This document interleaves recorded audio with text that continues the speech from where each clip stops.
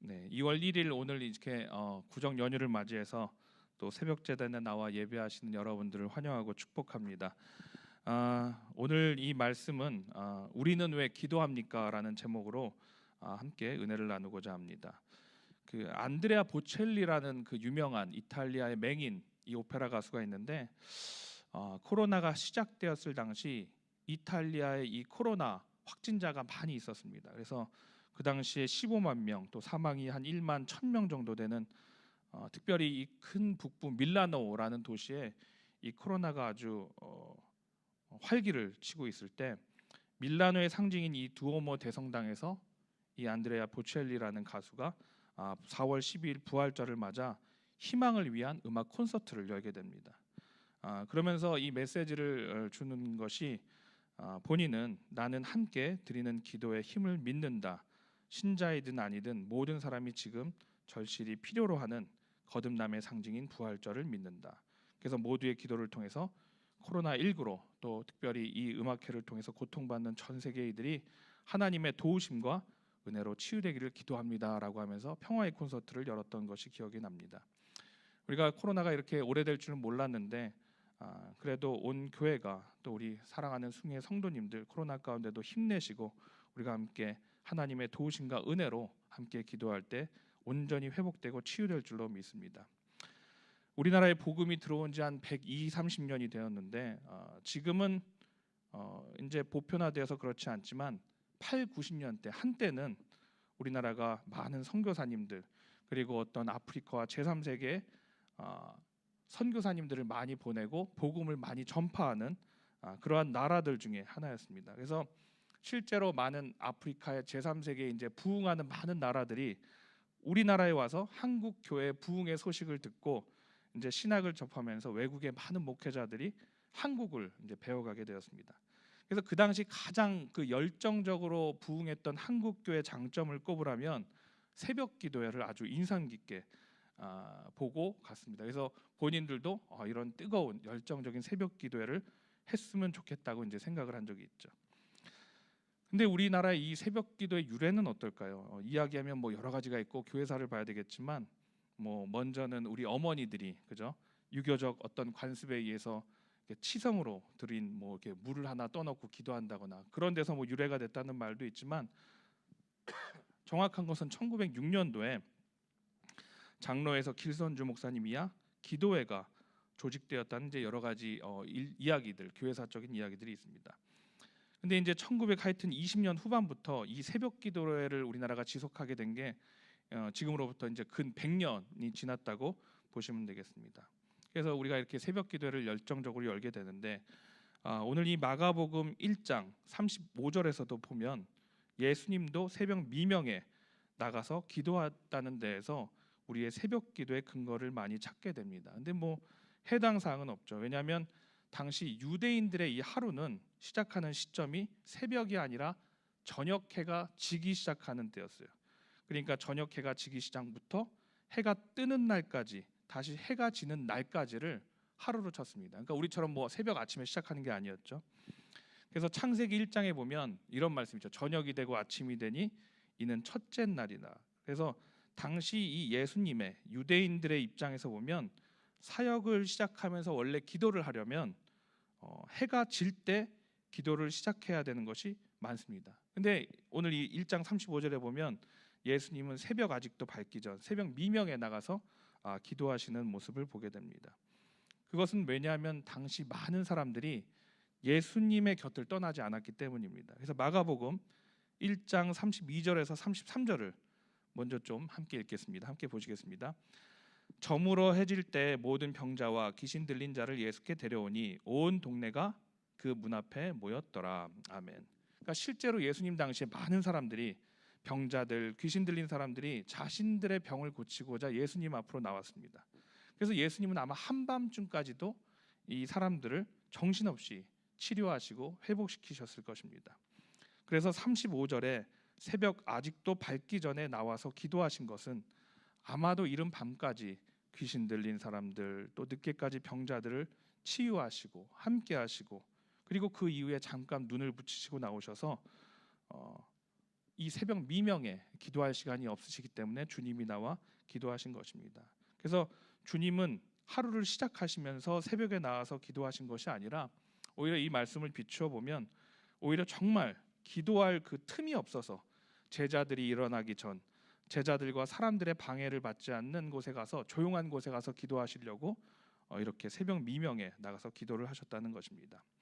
그리고 1장 36절과 38절을 함께 보겠습니다.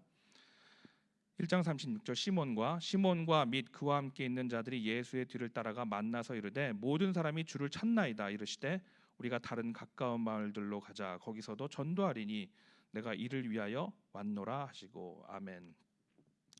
그럼에도 또 날이 밝으면 어때요? 날이 밝으면 또 제자들과 많은 사람들이 또 주님을 찾아오게 되죠. 그래서 여전히 전날에도 예수님께 치료를 받기 위해서 가르침을 받고자 순서를 기다리다가 치료받지 못하거나 만나지 못한 사람들이 있었는데 그러나 예수님은 이제 모든 사역을 끝내시고 이를 냉정하게 뿌리치시고 가까운 다른 마을로 가자고 이렇게 재촉하시는 것을 보게 됩니다. 그러니까 왜 가시자고 하냐면 예수님은 더 전도하시기 위해서 가시자고 그래요. 그러니까 주님이 오신 이유는 무엇이냐면 어떤 질병 치유와 또 사람들을 만나기 위한 어떤 현실적인 문제 해결이 아니라 더 중요한 것은 근본적인 우리의 죄의 문제 해결과 또 인류를 위한 하나님이 맡겨주신 사명이었던 어떤 십자가의 죽음과 부활을 통해서 천국 복음을 실현하시고 이 땅 가운데 하나님의 귀한 나라를 실현하시기 위해 오셨는 줄로 믿습니다. 그러므로 주님이 이전에 하셨던 어떤 기도의 주된 목적은 사람들의 질병과 그 아픔을 고쳐달라는 기도, 그 능력과 권능을 구하게 해달라고 하나님께 구한 기도가 아니었습니다. 오히려 자신의 어떤 하나님의 자녀들이 목자 잃은 양떼처럼 미혹되어 있음을 안타깝게 여기고 육체의 질병과 고통 가운데 있음을 함께 슬퍼하는 것이었습니다. 그래서 분명 우리는 하나님의 자녀요 천국 백성으로 이 땅 가운데 열심히 당당하게 감사와 기쁨과 소망을 가지고 살아야 되는데 그들이 육체의 질병과 또 세상 가운데 오는 환난과 아픔과 절망 속에 있는 그러한 아픈 현실들을 바라보면서 가슴 아파하시면서 하나님께 올리는 기도였습니다. 그래서 이 예수님의 중요한 기도의 목적, 사역의 목적은 예수 스스로 당신이 누구인지를 우리에게 분명히 알리고 또 십자가를 통한 구역의 사역을 펼치시고 하나님 나라를 세우시려고 기도하셨다는 겁니다. 그래서 본문의 이런 의미를 우리가 하는 새벽 예배에 잘 적용해 본다면 우리가 왜 새벽에 나와서 기도해야 되는가? 이 문제는 어디서 기도해야 하느냐는 2차적인 문제라는 것입니다. 그러니까 우리가 기도하는데 이 새벽 예배에 나와서 기도하는 것은 중요한 점은 일단 다른 사람이나 어떤 세상의 일들에 방해받지 않고 오직 주님과 1대1로 깊은 교제가 가능한 시간과 장소를 나의 형편에 따라 적합하도록 택해서 기도하는 것이 아주 중요하다는 것입니다. 그래서 그걸 찾아보니까 가장 좋은 방안이 뭐냐면 새벽에 나와서 함께 기도한다는 것이죠. 그러니까 이 새벽에 나와서 기도하는 건 어때요?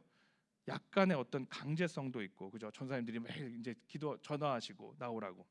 그러니까 우리가 나태해지지 아니하고 또 새벽 기도에 나오면 졸린데 함께 기도하니까 기도가 더욱더 힘이 있어지고 파워풀해지고 또 찬양과 말씀으로 기도할 수 있는 어떤 환경과 여건도 마련해 주니까 참 좋잖아요. 그래서 결국 이 자리에 나와서 기도하는 것이 중요하다는 것입니다. 그러니까 더 중요한 것은 다른 것에 구애받지 않고 온전히 우리가 이 시간, 이 새벽 제단에 하나님께 집중해서 기도하는 시간, 이 시간이 우리에게 정말로 중요한 복된 시간이 되는 줄로 믿습니다. 그래서 이 새벽 제단이 하나님과의 친밀하고 또 비밀스럽고 또 개인적인 어떤 영적인 교제를 통해서 우리가 기도할 때 이 시간을 중요하게 생각하시고 오늘 이 기도할 때 왜 기도해야 되는가 3가지를 여러분들과 나누면서 은혜를 받고자 합니다. 첫 번째는 저를 따라해 주시면 기도는 하나님과의 교제입니다. 기도는 하나님과의 교제입니다. 즉 하나님을 알아가는 과정입니다. 우리는 흔히 기도할 때 내 능력으로 또 해결이 안 되고 위급하고 중요한 순간에 우리는 간절히 기도하게 됩니다. 그래서 이제 새벽 예배 이렇게 간혹 보다 보면 늘 새벽 예배 나오시는 분들은 그 자리에 앉거든요. 근데 그 자리에 잘 나오시다가 안 나오시는 분이 있으면 이렇게 늘 새벽기도 보다가 목회자로서 덜컥 겁이 날 때가 있습니다. 왜냐하면 잘 나오시던 분이 무슨 일이 있어서 안 나오셨나 이제 걱정을 하게 된다는 거죠. 근데 이제 데살로니가 5장 17절 같은 데 보면 우리가 쉬지 말고 기도하라라는 말씀을 보면 그죠? 이렇게 안 나오는 일이 생기면 이런 말씀은 어떻게 쉬지 않고 기도할 수 있을까? 이 말씀은 도저히 지킬 수가 없는 말씀이 되잖아요. 그러니까 오히려 이러한 말씀을 볼 때 우리는 기도를 통해서 하나님과의 교제를 늘 충실히 하라는 겁니다. 그러니까 날마다 기도하면서 그 기도의 자리를 지키는 것도 중요하지만 더 중요한 것은 하나님과 날마다 교제하는 것이 더 중요하다는 것이죠. 그래서 기도는 시간과 장소와 형식에 구애받지 않고 하는 것이 중요하다라는 것입니다. 그러니까 우리가 어때요? 친한 친구나 어떤 가까운 가족을 만날 때는 우리가 어떠한 독특한 형식이나 어떠한 대화의 특별한 표현 방법이 있는 게 아니잖아요. 그냥 가족이나 친구를 만나면 편하게 인사도 하고 다독거리기도 하고 반갑게 얼굴도 맞이하고 그러면서 그냥 편안하게 대화를 하잖아요. 그래서 우리도 하나님과의 이 새벽 제단에 의해서 기도하면 기도가 쌓아질수록 하나님과 대화의 형식을 통해서 하나님의 생각과 행동을 배워나가게 되고 하나님을 이해하게 되고 또 특별히 우리를 향한 어떤 계획과 목적까지도 하나하나 알아가게 되고 이해하게 된다는 것입니다. 그러면서 하나님이 우리에게 있어 어떠한 분인지, 아니 더 구체적으로 표현하면 우리에게 있어 어떠한 아버지이신지 알아가게 되는 것이 바로 오늘 이 기도의 과정이 되는 줄로 믿습니다. 그러면 어떻게 되냐면 두 번째는 기도를 통해 우리는 하나님을 닮아가게 된다는 것입니다. 그래서 하나님과의 가깝게 기도를 통해 교제하게 되면 하나님을 닮아가게 되는데 그분의 성품과 모습과 방법들까지도 따라하게 된다는 것이죠. 그래서 저도 이제 자녀를 키우는데 이제 제 아들이나 또 딸이 있는데 제 아들 녀석은 이제 말 좀 한다고 하나부터 열까지 다 따라해요. 그러면 이제 이 둘째 딸은 자기 오빠가 한 말을 그대로 따라합니다. 그래서 제가 어디에서 행동이나 말을 함부로 못 하겠더라고요. 오죽하면 저희 할아버지가 전화로 이게 이제 너무 귀여우니까 장난을 친다고 혀를 이렇게 내밀어 이렇게 좀 했더니 이걸 또 그새 아들이 따라하고 그걸 보고 딸이 따라하는 걸 보게 돼요. 요즘은 얼마나 말을 잘하냐면 어린이집 선생님들이 이 아이들이 대화하고 어떤 행동하는 모습을 통해서 평소에 이 집이 뭘 하는구나를 알 수 있다는 거예요. 그러니까 어린 자녀들을 둔 어린이집에 유치원에 보내시는 부모님들은 집에서 행동을 잘 하셔야 될 거예요. 보면 뭐라 그러냐면 평소에 이제 아이들이 놀 때 나 이제 짜장면 시킬 거니까 나 배달 음식 시킬 거니까 너희들 뭐 시킬 거야 이렇게 전화한대요. 그러면 여지없이 그 집은 뭐예요? 저녁 시간에 잘 음식을 안 해 먹고 늘 배달 음식을 시켜 먹는다는 거예요. 그리고 또 갑자기 어느 애가 언성을 높이면서 부부 싸움하는 것처럼 이렇게 이야기를 하면 10중 8구 그 전날에 엄마 아빠가 부부 싸움을 한 거예요. 그러니까 아이들이 그거 하나하나를 다 배우면서 어디 가서 하냐면 어린이집에 가서 유치원에 가서 그것을 하고 있더라는 거죠. 그래서 아이들의 그 모습을 보면서 생활의 패턴과 습관이 그 아이를 통해서 드러나는 것을 보게 됩니다. 그래서 이 누가복음 11장 1절 이하를 보면 제자들이 예수님이 기도하시는 모습을 보고 기도를 가르쳐 달라고 그러거든요. 왜냐하면 예수님이 기도하시는 모습을 보니까 무언가 자기들과 기도하는 게 다른 거예요. 기도가 살아있고 또 어떤 주고받는 호흡을 통해서 정말 하나님과 대화하는 것처럼 그 모습이 보였던 거죠. 그래서 예수님이 가르쳐 주신 기도가 그 주기도문을 그 제자들이 배우게 되는 것입니다. 물론 예수님께서 좋은 기도도 가르쳐 주셨지만 제자들이 예수님께 기도를 배우고자 했던 것은 그냥 기도문 그 자체가 아니라 기도를 통해 나오는 그 예수님의 성품과 모습과 그 기도를 향한 열정과 하나님을 사랑하는 마음들이 있었기 때문에 기도를 배우려고 했던 것입니다. 그래서 기도를 잘하는 사람은 많죠. 그러나 기도를 통해 기도한 대로 살아가는 사람은 많을까 생각했을 때 생각해 보면 그렇지 많지 않을 것 같습니다. 그래서 여러분들이 기도한다라고 했을 때 우리가 기도를 잘하는 사람도 좋지만 정말 기도한 대로 그 믿음과 하나님께 기도한 모습대로 살아가려고 노력하는 저와 여러분들이 되시기를 간절히 바라고 기도하겠습니다. 자, 마지막으로는 저를 따라해주세요. 기도는 우리를 행하게 합니다. 기도는 우리를 행하게 합니다. 네, 기도를 하면 우리가 아버지이신 하나님을 닮아가게 되고 또 그분의 성품을 보게 되고 또 그 비춰지는 모습 가운데 우리도 그렇게 살려고 노력해야 되는데 하나님을 알아가고 그분이 우리의 아버지이심을 고백하고 닮아가게 되는 것이 기도인 줄로 믿습니다. 기도를 하게 되면 우리도 자연히 그분의 생각과 뜻을 통해 그 모습 그대로를 행하게 하십니다. 그래서 마태복음 26장 이하를 보면 예수님이 이제 겟세마네 동산에 올라가서 기도를 통해서 하나님께 이렇게 기도하잖아요. 아버지께 이 잔을 내게서 지나가게 해달라고. 아버지여 이 잔을 내게서 지나가게 하옵소서라고 기도하잖아요. 그러나 결국에 예수님의 기도는 어떻게 끝이 나냐 하면 아버지의 뜻, 또 아버지의 사랑, 그리고 아버지의 마음을 알게 되고 내가 마시지 않고서는 이 잔이 내게로 지나갈 수 없거든 아버지의 원대로 되기를 원하나이다. 이렇게 3번이나 같은 말씀 기도를 드리시고 담대하게 그 죽음의 길을, 그 십자가의 길을 일어나서 가시게 되는 걸 보게 됩니다. 그래서 예수님도 그 힘든 여정이었지만 그 기도를 통해서 아버지 하나님의 뜻을 알게 되고 또 죽음과 부활을 이겨내며 아버지의 그 뜻과 사랑을 이해하고 그분의 성품과 그분의 성격과 모습을 닮아가게 되는 겟세마네에서의 예수님을 바라보게 됩니다.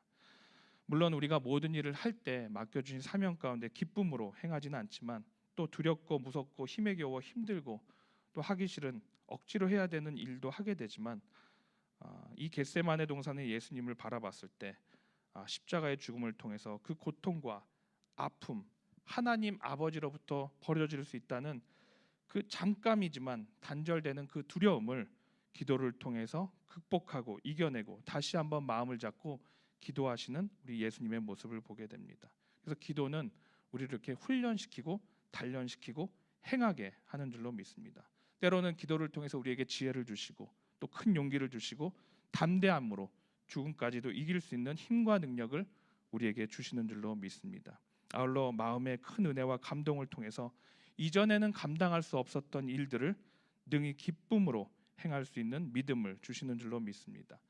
오늘 이 새벽 제단을 통해서 특별히 기도를 통해서 오늘 이야기했던 기도는 하나님과의 교제이고 또 두 번째로 기도는 우리를 하나님을 닮아가게 하는 그러한 기도의 제목이 되고 또 세 번째는 기도는 우리를 행하게 하시는 줄로 믿습니다. 그래서 기도를 통해서 우리가 하나님을 알아가고 또 그 무엇보다 하나님이 우리를 사랑하시는 아버지임을 고백하고 또 그분의 뜻을 쫓아 꿈꾸며 따라가 행하는 귀한 믿음의 자녀들로 승리하시기를 간절히 바라고 기도하겠습니다. 그래서 기도의 교제를 통해서 날마다 하나님과의 긴밀한 교제를 통해 2022년도에는 하나님 살아계시고 역사하심을 경험하시는 그러한 한 주간 또 한 해가 되기를 간절히 바라고 기도하겠습니다.